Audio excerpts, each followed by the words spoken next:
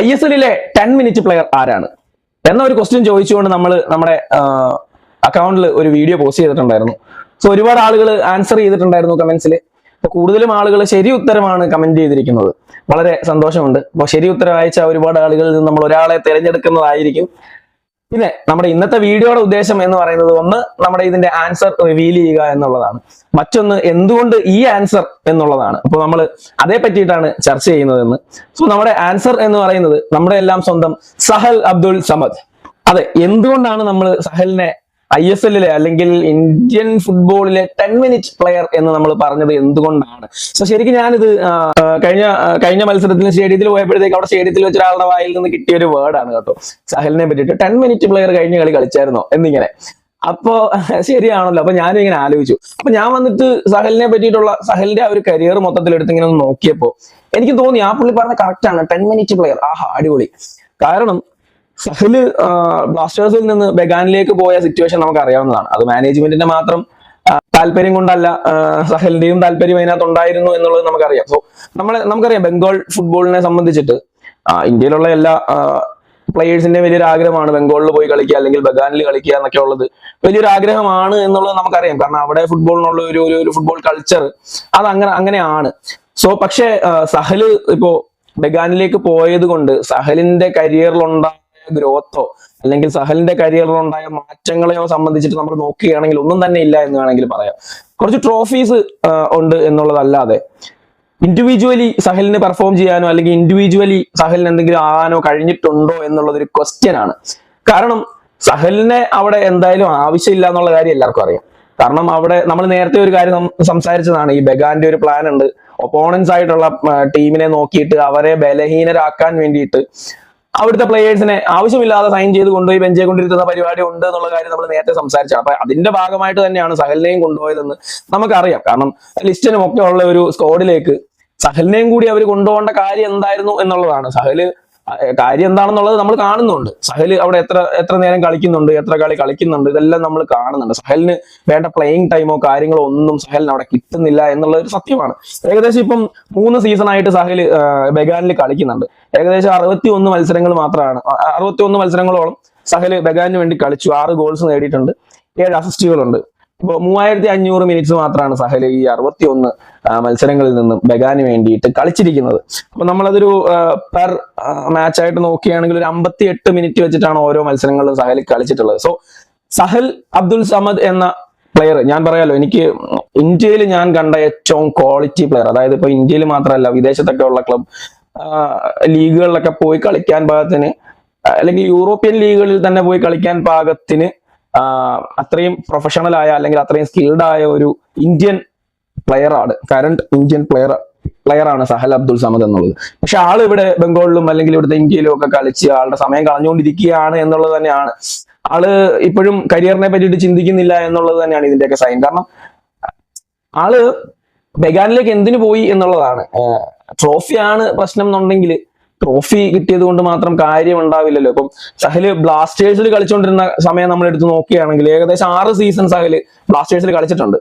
ഈ 6 സീസണിൽ 97 മത്സരങ്ങൾ സഹല് ബ്ലാസ്റ്റേഴ്സിന് വേണ്ടി കളിച്ചിട്ടുണ്ട്. 10 ഗോൾസ് നേടിയിട്ടുണ്ട്, 9 അസിസ്റ്റുകളുണ്ട്, 6206 മിനിറ്റ്സോളം സഹല് ഗ്രൗണ്ടിൽ കളിച്ചിട്ടുണ്ട്.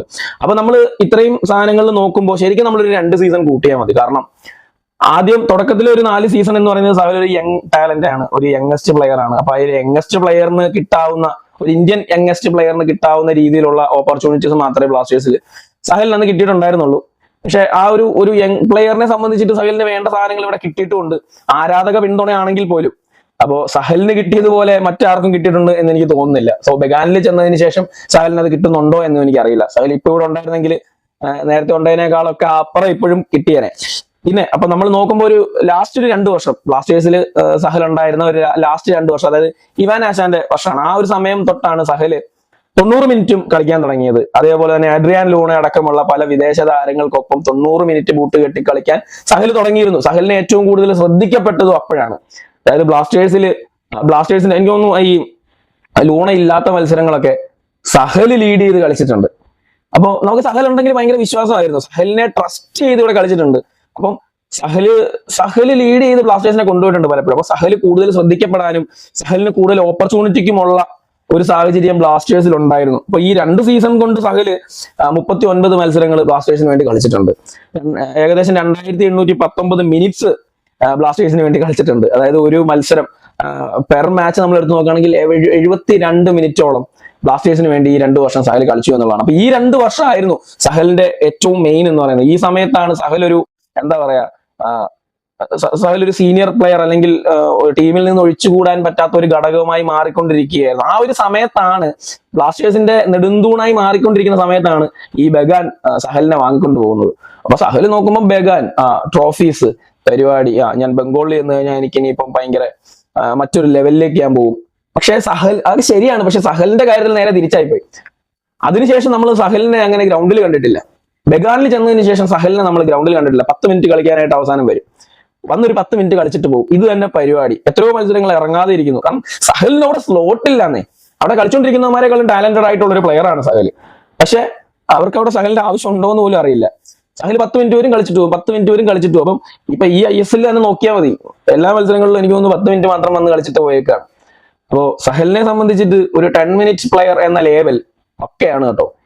നമ്മൾ ഇഷാൻ പണ്ഡിതയെ സൂപ്പർ സബ് എന്ന് വിളിക്കുന്നത് പോലെ സഹലിനെ നമുക്ക് വേണമെങ്കിൽ ഇനി 10 മിനിറ്റ് പ്ലെയർ എന്ന് വിളിക്കാവുന്നതാണ്. അപ്പം സഹല്, ഞാനിപ്പോഴും പറയാം, സഹല് ബ്ലാസ്റ്റേഴ്സിൽ നിന്ന് പോയത് സഹലിന്റെ ലൈഫിലെടുത്ത ഏറ്റവും വേസ്റ്റ് തീരുമാനമായിരുന്നു എന്ന് തന്നെയാണ് എന്റെ അഭിപ്രായം. കാരണം നമ്മൾ ചിലപ്പോഴൊക്കെ പറയത്തില്ലേ, വലിയ കടലിലെ ഒരു ചെറിയ മീനാകുന്നതിലും നല്ലത് ഒരു ചെറിയ കുളത്തിലെ വലിയ മീനാകുന്നതാണ് എന്ന് പറയുന്ന സിറ്റുവേഷൻ വെച്ച് നോക്കുമ്പോൾ അത് ഭയങ്കര അടിപൊളിയാണ്.